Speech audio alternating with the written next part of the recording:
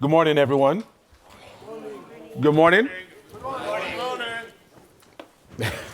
Thank you. I'm just going to be pointing at you all day. All right. Good morning, everyone. And I'm actually going to go on stage because I was instructed that this is being captured on camera and they need me on stage. But I'm Chidi Afulezi, and I'm here to facilitate, not moderate, today's conversation. And this is going to be interactive. If you notice, there won't be anybody on stage with me. And the way we're doing this is I'm going to set the tone on some things.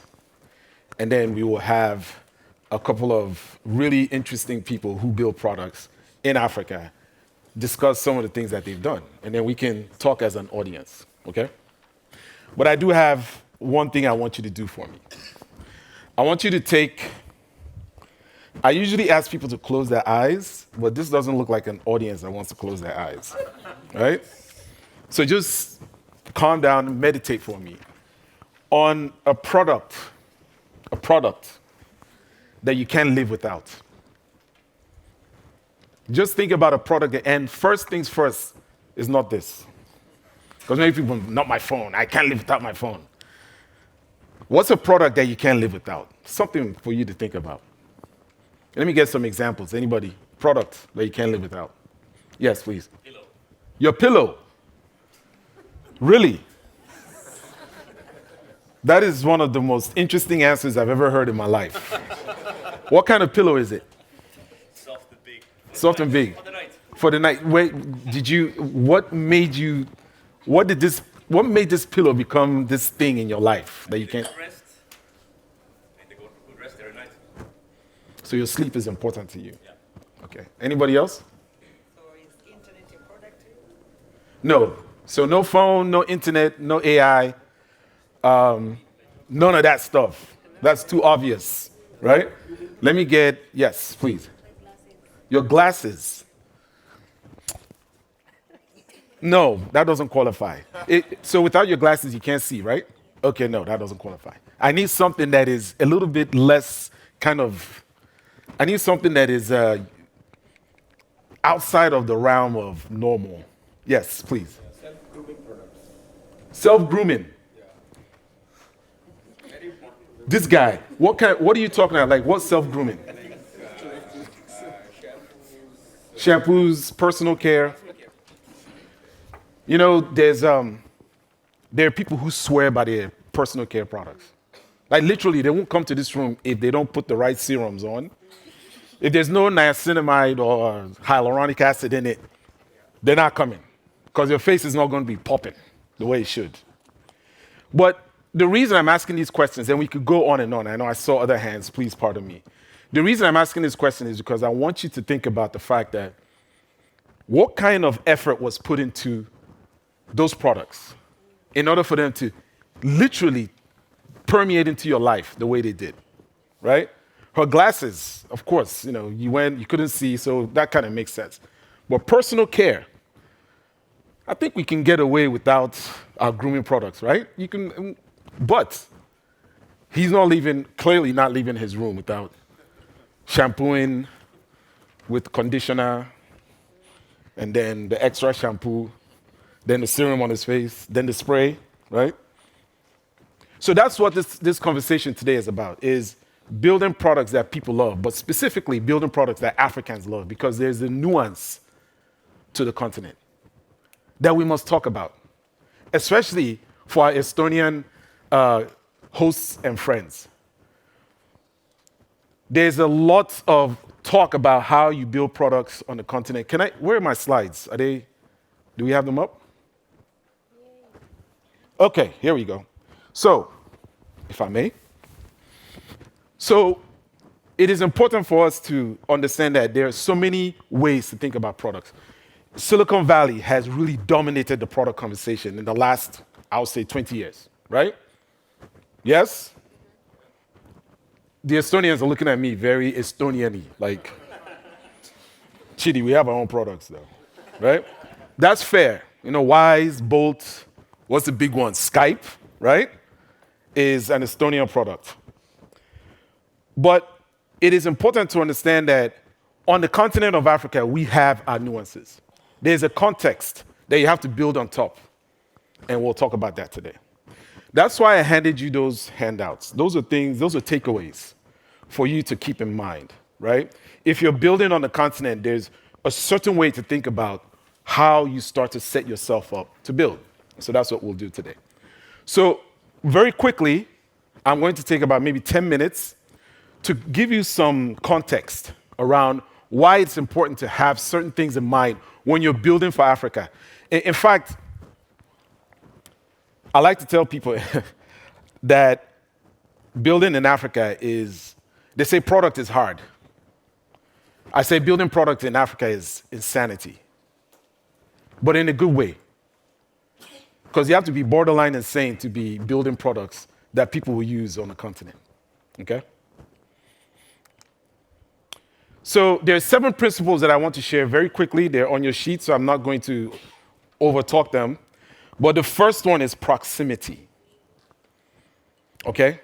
And Jason will talk about proximity when he does his M-Pesa case, right? Proximity. You can't do this stuff from across the ocean. You can't go to Claude and say, okay, build me an agent that's going to tell me how to do products on a continent. Because when that product makes first contact with the continent, what did Mike Tyson say? Everybody has a plan until they get punched. So you need to have proximity. And there's conversations around data. You know, I actually chuckle when I hear all these data conversations. Because the truth is, the best data is the data you collected yourself. And that's through proximity. So that's number 1. Trust. There's been a lot of talk about trust. You know, Lassina Kone, the CEO of Smart Africa, was here 3 years ago, I remember. And he said something really interesting. He said that in the Western world, right, we have what they call a trust economy, right? Where you are trusted that you have credit. You are trusted that when I deliver the product, that there will be a payment made. There, you know, contracts are built on trust. In Africa, open the box. Let me see what's inside. Oh yeah, let me see the product walk. Okay, you're sure it won't break in 30 days. There is a certain degree of, you know, we need to be able to say that this is something that we believe will work and will do what it said it will do. And so when we talk about verification, trust is not just about verification. It's also about making sure that if something breaks, somebody is going to take care of me. Okay?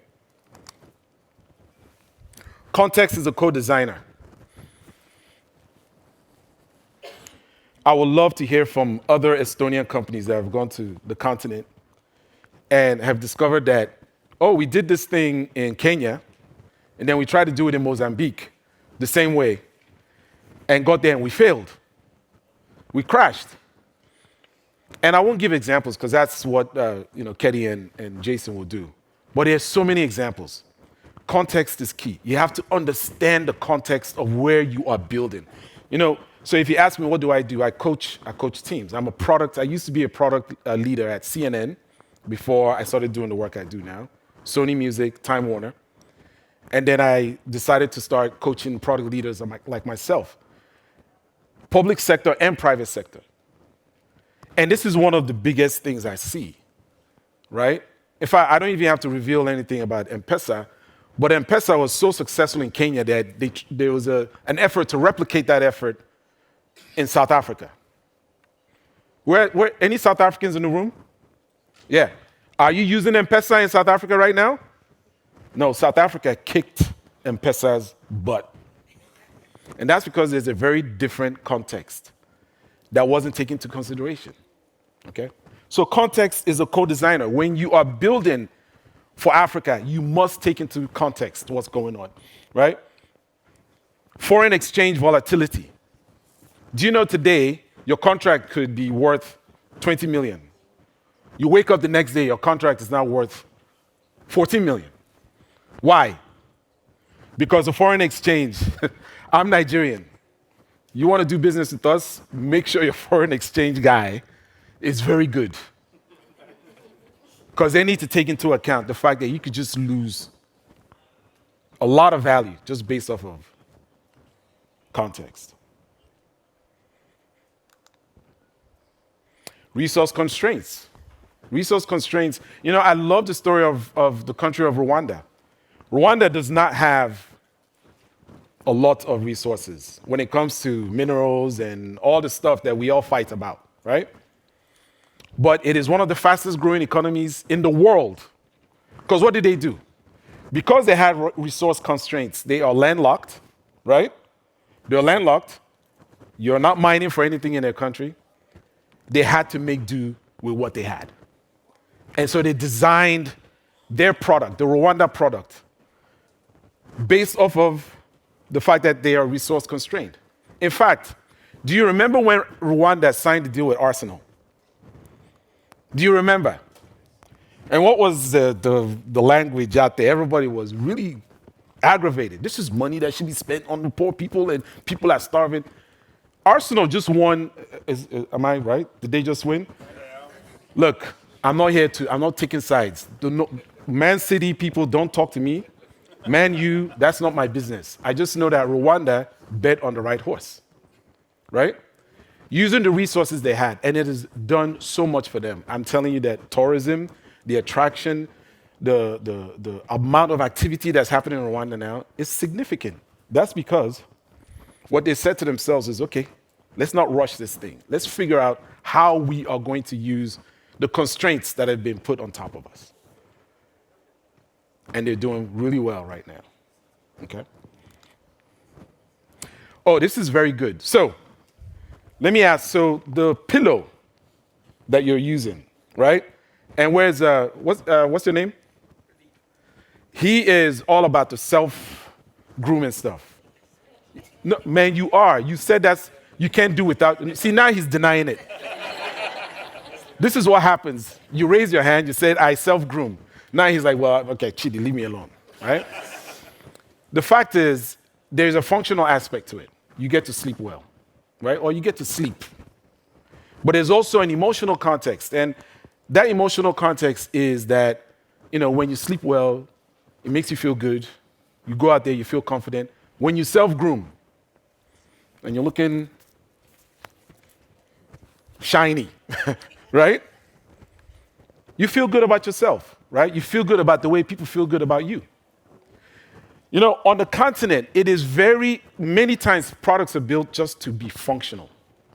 You know what? We're going to build a bridge that can get you from one side of the river to the other. But when you think, you know, actually, that's not even a good example. The best example for this is electricity. Let me use electricity.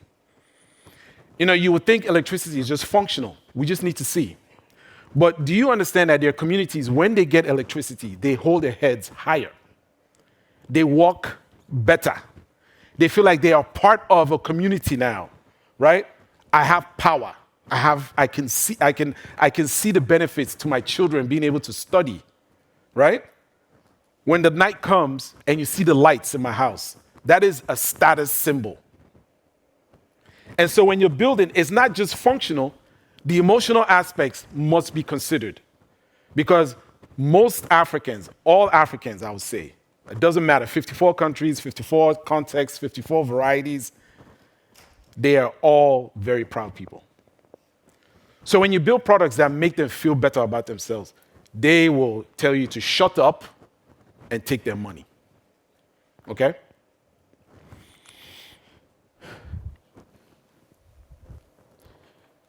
AI is a big conversation these days, right? Who here is not using AI? If you're not using AI, there's the exit doors that way.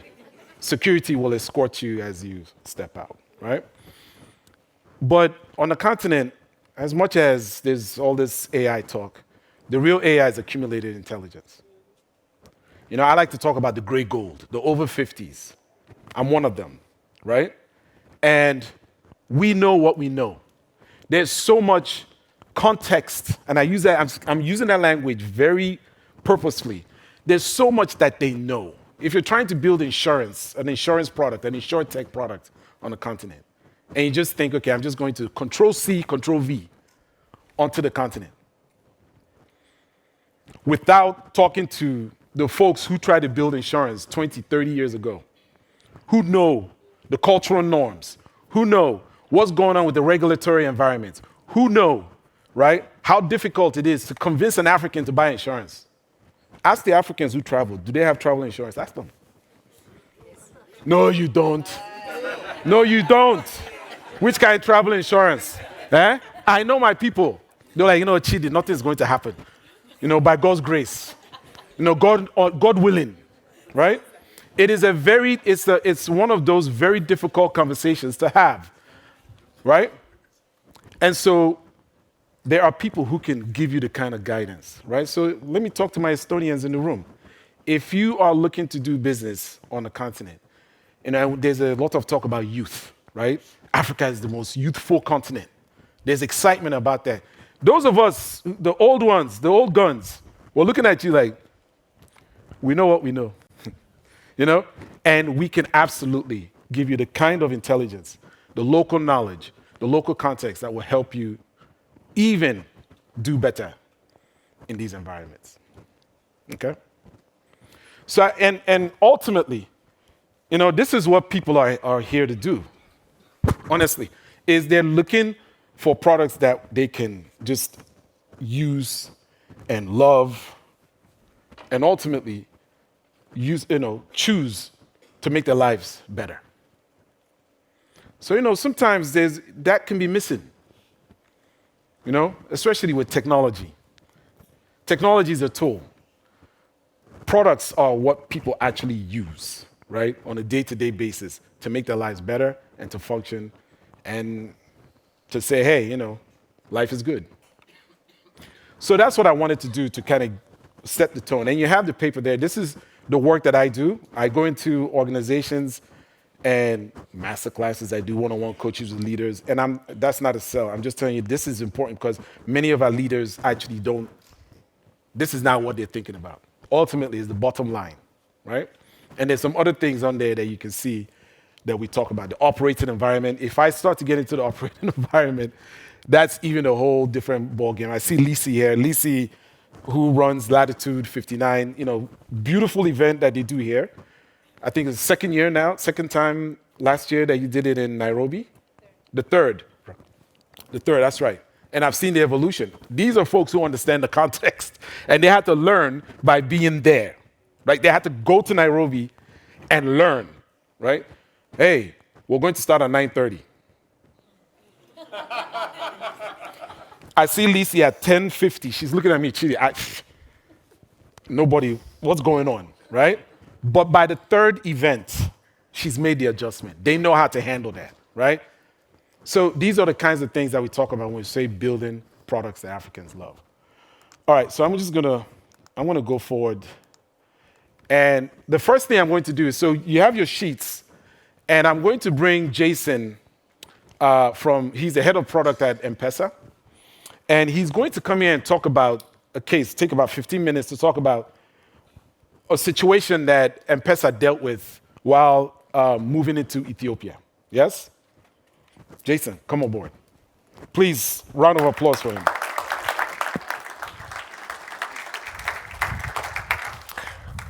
Good morning, ladies and gentlemen. My name is Jason Masai. I work for M-Pesa Africa, which is essentially a center of excellence for scaling M-Pesa across the continent. It's a pleasure to be here and to actually talk about some of the things that Chidi has actually set the context about doing business or actually building products in Africa. So just to give you some context, Chidi asked a question, what product can you live without? I wanted to say M-Pesa because I'm biased. But I can see a couple of Kenyans in the room, and they can actually testify. You can actually walk across Nairobi, across actually the length and breadth of Kenya, and pay anything just using your mobile phone. Even in Estonia, I stand corrected. Yeah, so essentially that's sort of like the backdrop for M-Pesa in Kenya. It was rolled out in 2007, and massively successful. Almost 50 million customers right now on M-Pesa. We have a consumer side, a merchant side, a developer ecosystem side, and essentially running the financial infrastructure for the country. If M-Pesa was to stop working for 5 minutes, the economy would feel it. So that's the context with which we start all these conversations about M-Pesa. So our decision was made to go into Ethiopia. It was the only greenfield market across the continent where you had one player, market opportunity of almost 100 million customers or population, which presented a very exciting opportunity in terms of scaling M-Pesa. We've been successful in Kenya, right? So this should be a walk in the park. Right. Context for Ethiopia. You have one state-owned entity called Ethiotel with 60 million subscribers on their network on mobile money. You have a country with very strong regional banks, and essentially, people move money on mobile banking. So in Kenya, the anchor product was person to person. Financial services, when M-Pesa was rolled out, was around the 20% percentile. And we had a real problem in terms of moving money from person to person. But the context in Ethiopia is very, very different. People moved money, on mobile money or via cash. So the foundational problem that made M-Pesa successful in Kenya could not hold in Ethiopia. Even though everything, from the outside looking in, looked very, very exciting. When M-Pesa launched, the data that we looked at was very, very interesting. Customers in Ethiopia predominantly preferred to use or to buy airtime and data, not necessarily use M-Pesa for financial transactions. In fact, the ARPU, or the average revenue for a customer on data in Ethiopia, is much higher than that in Kenya. So context is very, very important. Very, very important. And getting into Ethiopia and rolling out the service really needed some fundamental decisions to be made to be able to make M-Pesa successful. In 2025, just something I may have forgotten about the context, interoperability in Ethiopia is a reality. In 2011, EthioSwitch was rolled out, which essentially connected all the banks, all the fintech players in the ecosystem. So if you're from Kenya, you will know M-Pesa is a closed-loop system. And by a closed-loop system, I mean I can actually move money from one person to another person on M-Pesa very, very comfortably without going through any external party. For Ethiopia, 2011 to 2023, when M-Pesa landed in Ethiopia, this is a country that has had almost 12 years of maturity in terms of interoperability. So 2025, M-Pesa integrates into EthioSwitch, and the results are very transformative.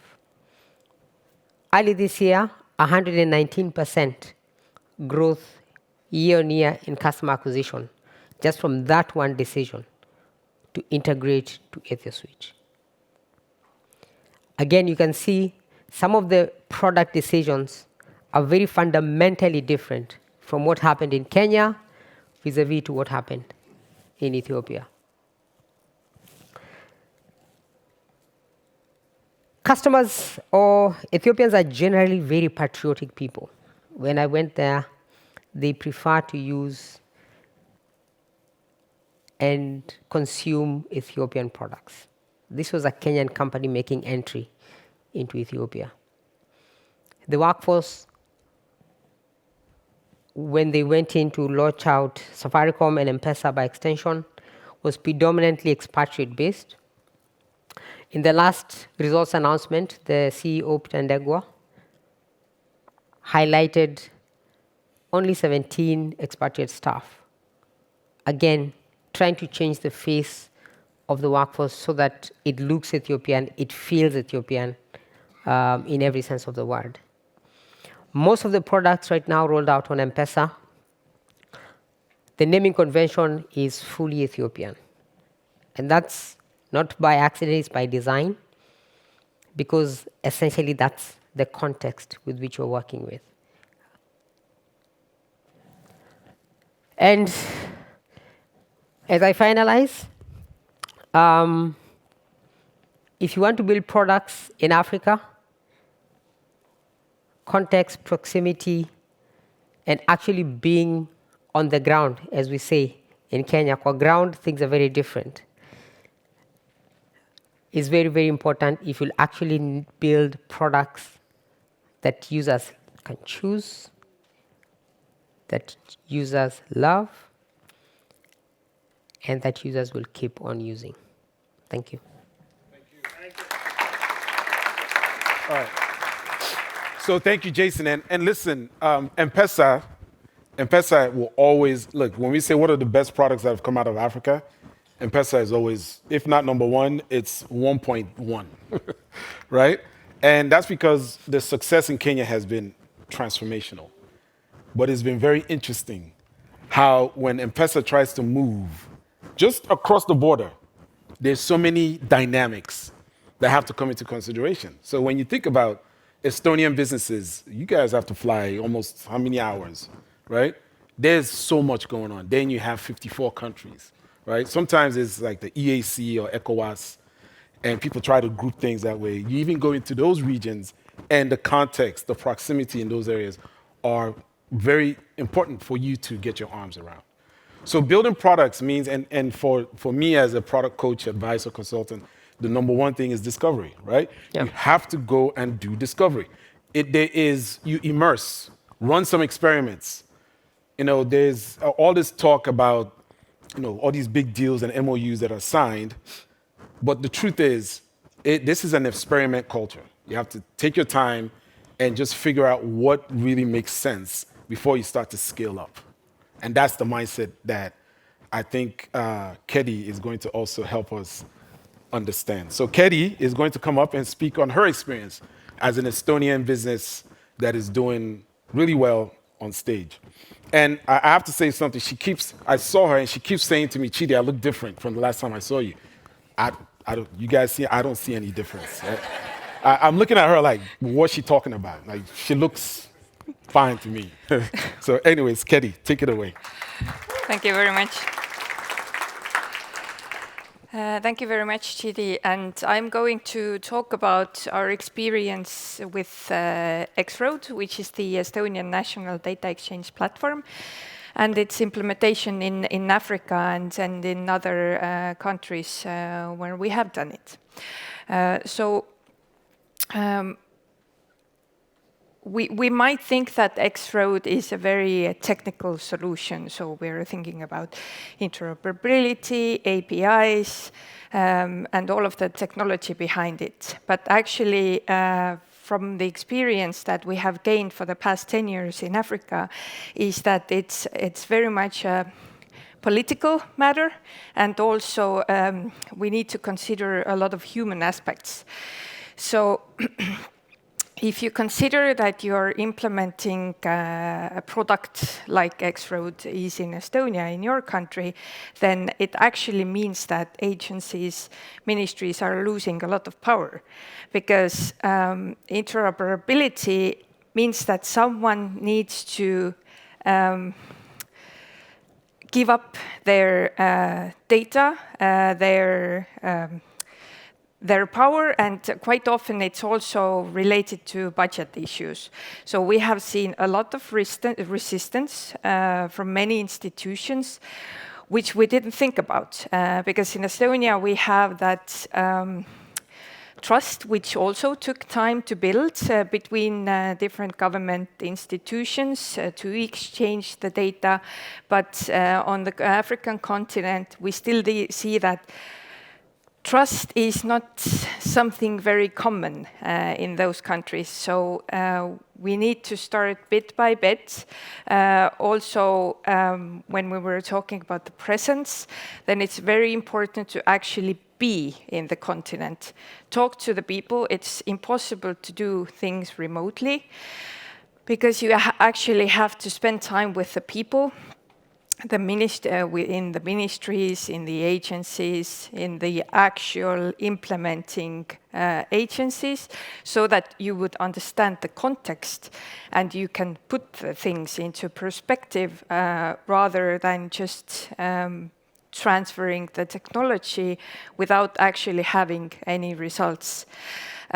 Also, when just to continue on the political level, then the political instability is one issue that was rather surprising for us, because we might spend a year, two, building trust with the government, and then suddenly the whole government changes. There are no people to talk to anymore. You start from the scratch.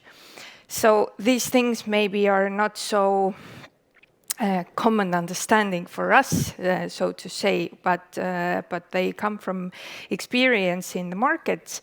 And we see quite often that interoperability is not only technical, it's the interoperability needs to be between people and organizations first. Quite often, when we do those projects, the organizations that should interact with each other and exchange data meet the first time in the same room when we're having negotiations about implementing X-Road in a country, which means that usually there's no discussion about collaboration, and we are just coming to bring something very new, which also brings very much resistance, because what's new, usually people don't like it because they don't really understand what it is and what it brings. Also, when we're thinking about the people perspective, then the question about mindset maybe. For who are we doing the solutions? Are we doing them to make people's lives better, or are we doing them to just keep the benefits that we have today? So when we're talking about the political environment, then we must think about the actual citizen aspect, so that we would make the lives better for the end user, for the citizen. We're not doing the solutions for the government itself usually. By the end of the day, we would like to change the people's lives so that it would be easier for them to get their social benefits, for example. Estonia currently is also working on proactive services, so that when we're talking about having a child, for example, that the government already knows that I had a child. So they can already put my child in the kindergarten queue, for example, and offer me all of the benefits that come with having a child. So these kind of things are the ones that we should consider, and also sustainability is a very crucial aspect, because countries don't want to depend on solutions or the products that are being taken to those countries. So we need to think about building the capacity in your countries and doing the knowledge transfer, which is a crucial part in product development as well. Because, for example, the Estonian case, we're only 1.3 million people. We are not able to cover all of the countries and help them maintain the system. So we aim for sustainability and knowledge transfer in those countries, which means that you are able to sustain the system in the future yourself, whatever you are implementing. So training, capacity building are very important parts when we're talking about building products. So you cannot take X-Road and bring it to Mozambique, for example. That's what we're doing at the moment. We are having a national implementation of data exchange in Mozambique with a consortium of companies. And you cannot start the way we started in Estonia. You need to consider the context. In Estonia, we started it, one of the first services that we digitalized and connected with X-Road was the tax return. But when you don't have a good tax system, then what's the point of doing that in the same order? So we need to understand at first the local context and adapt according to it, to analyze what's there, what registries are in place already.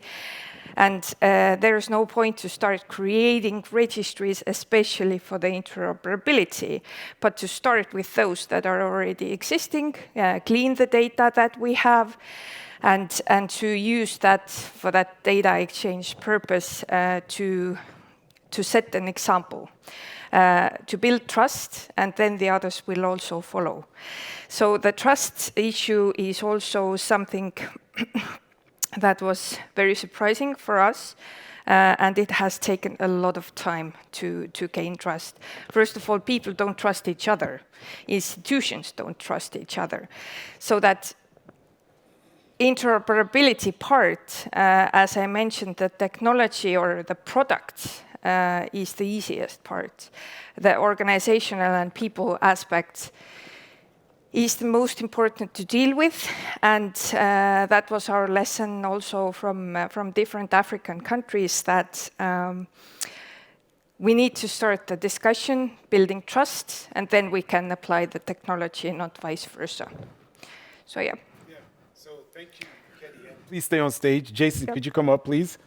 So thank you very much, Kedi. If you please. And I would like to open it up to the audience, right? And if possible, let's make it ask a question. If you have a comment to make, then try to keep it short, because we have, I think, 3 minutes to go.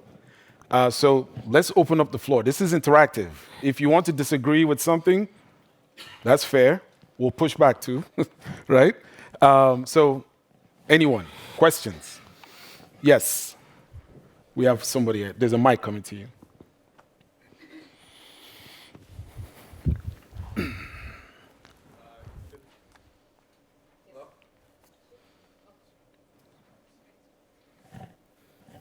Test. Good morning, everybody. My name is Latif Sheikhu. I'm from Fulton County Government in Atlanta, Georgia, in the U.S. It's the largest municipality there. First of all, thank you both for the conversation this morning. Certainly thank you for moderating the conversation. Facilitating the discussion / conversation. First question for you, sir. You talked about the success story in Ethiopia, and he referenced the unsuccessful story in South Africa. So in both of those experiences, particularly where you were successful, what was the biggest challenge and impediment, and how did you overcome that, right? And then from the South African case, what would you do differently if there was another market that you needed to scale? And then, Let's keep it at the one. Okay. And then we'll go from there. Jason? Okay, great question. So, South Africa context is penetration of formal financial services is high. Even among people you would consider bottom of the pyramid, because the government has a cash transfer program. So essentially, you don't have a problem with people accessing financial services in some shape or form. So what problem was M-Pesa solving in South Africa? So I think also the mental model with which we made that entry could have been a problem, because essentially you look at what problem do you need to solve, and then when you solve that problem, the reality is customers will actually take up your product, because you're actually speaking to someone that's close to them both functionally and emotionally, to what Chidi was talking about. Okay.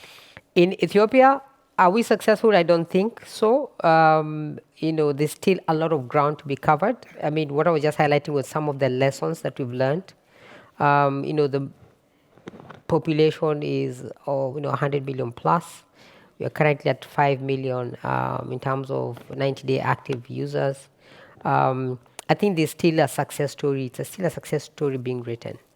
But there are a number of lessons that we can actually draw out that tells us the mental model with which you approach building products in Africa has to be very, very different. I build products across a number of markets, and I like to say I approach each market with a clean sheet, a blank sheet, and say, who is the user? What is the problem I'm solving?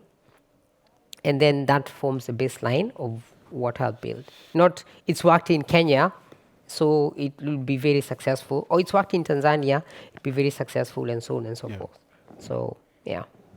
Hope that answers your question. thank you. Thank you. And, he mentioned 100 million people in Ethiopia. I know there's a conversation on the continent, when you think of an addressable market, right? You've seen all the pitches, and they talk about 1.4, 1.5, 1.8 billion people on the continent. And that's also part of building products in Africa, is that 1.8 is almost like a mirage, right? Because a significant majority of that 1.8 they can't afford to buy many of the things that are being produced. But what you can do, and this is what M-Pesa did, is you can actually attack that higher market, right? The folks who can do it, use that to learn the market, and then it gives you the basis to now say, okay, how do we now go to the lower, level folks who may not be able to afford your initial product?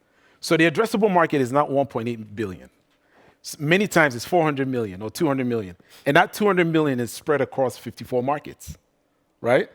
And so, we saw the minister from Côte d'Ivoire, right? I mean, when he talks about his country, it's not, the numbers are not as huge as we think they are, until you've actually gone into the market, you understand the market, then you understand how to solve the problems for that market. And I think that's what Ethiopia also kind of showed. Next question. Yes, please.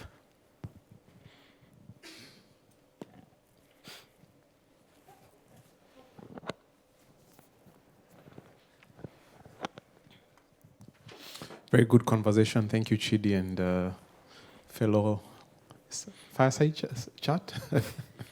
I'm avoiding to use the word Paddle. That's okay. My name is Pius Mushiri. I run a company called Nabo Capital. We are fund managers, and we've been investing across the continent over the years. And I really resonate with the story of M-Pesa because I'm from Kenya.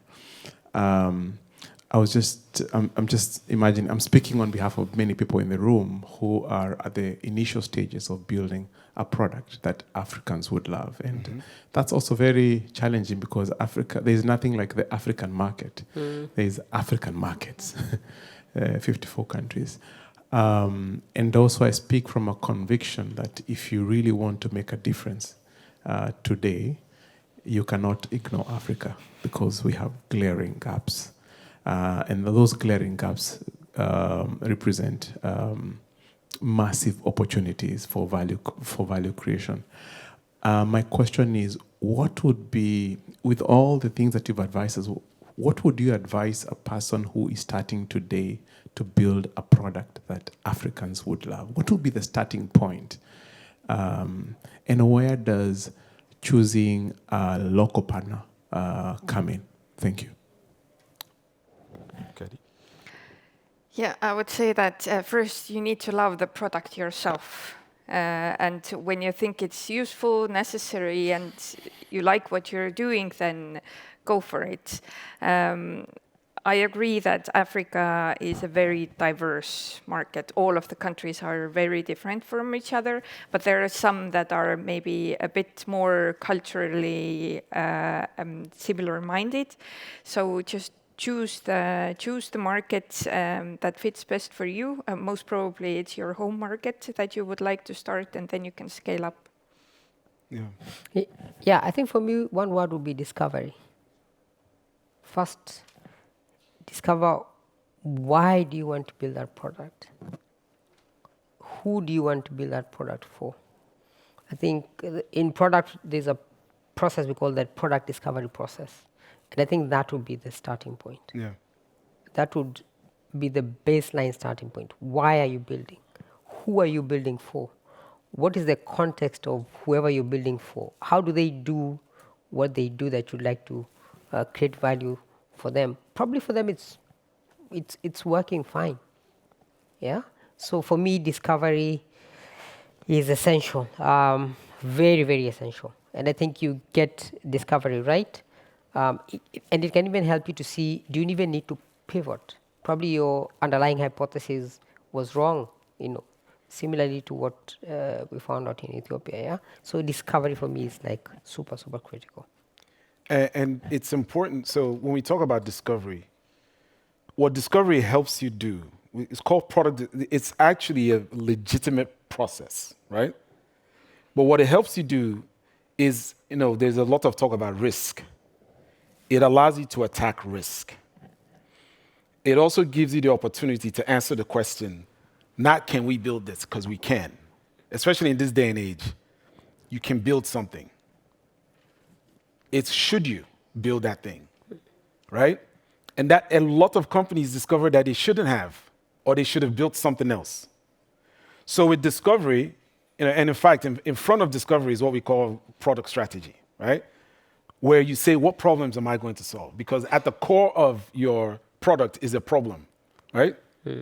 If I build a pillow, my brother over here would throw the pillow that he has out if I actually solve a problem that he is like, okay, I'll pay for it. So that product strategy is key.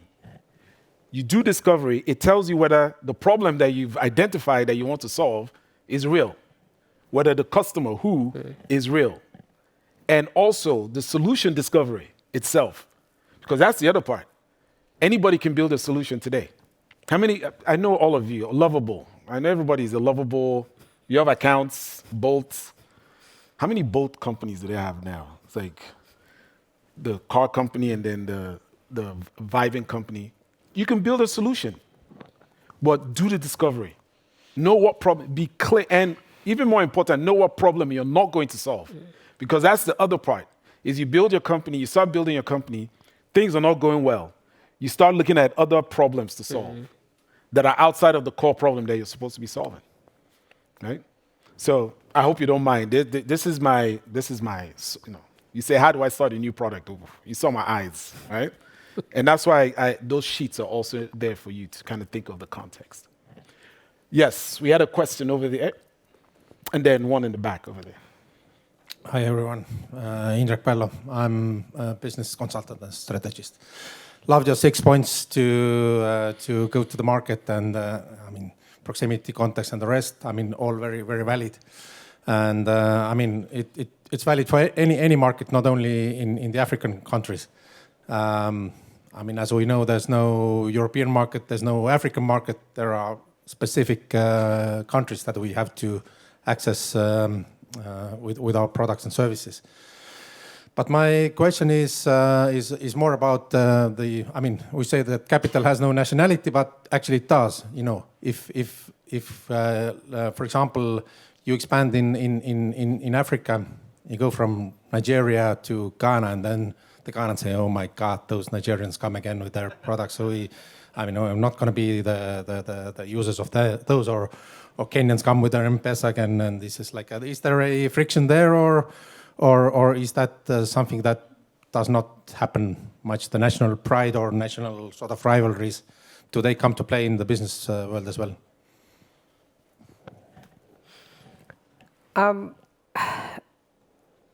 I think it speaks to the emotional need of a user, because if you're building a product, you're building it for someone.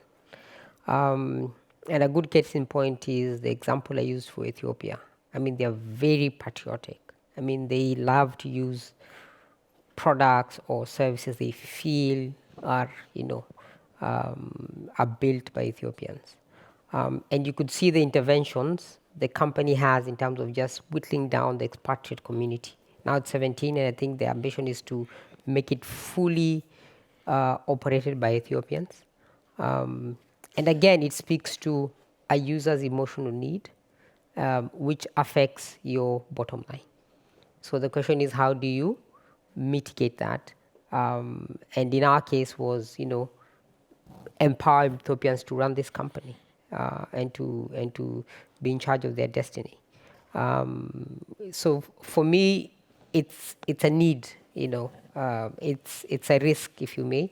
And the question is, how do you mitigate it? And there are a couple of ways depending on the product that you're looking at. Kedi. Yeah, in my experience, the competition is very tough. A lot of countries compete with each other. Everyone wants to be first when you're talking to them. And so even if we're talking about implementing the national data exchange layer, when we're talking about X-Road implementation in different countries, then we definitely need to localize the product so that it would have a local name, a local context, so that it might be the same product working in different countries, but it needs to have that local touch so that people would relate to it and are more willing to use it. It also builds more trust and so on, that we were already discussing before. But I think that was a good case of M-Pesa as well, that if you take M-Pesa to different countries, then in some countries it fails. So there definitely is competition. And I was looking at you because the Nigeria-Ghana example you gave, I was like, what do you know, man? How do you know? How do you know about our competition? Because I'm Nigerian. But what's starting to happen on the continent is there's a realization that, yes, the local context is important, but the continent cannot survive if great products have to retrofit every time they go to a different country. Right? So there are products like Flutterwave and even M-Pesa. M-Pesa can't keep renaming itself when it goes to a different country. M-Pesa is a brand. I know M-Pesa, right? Flutterwave, I know Flutterwave. So what's happening is the conversations are starting to get into the public sector. We need to talk about the public sector, right? Very key, because that happened in Estonia. Your success did not happen without the PPP, right?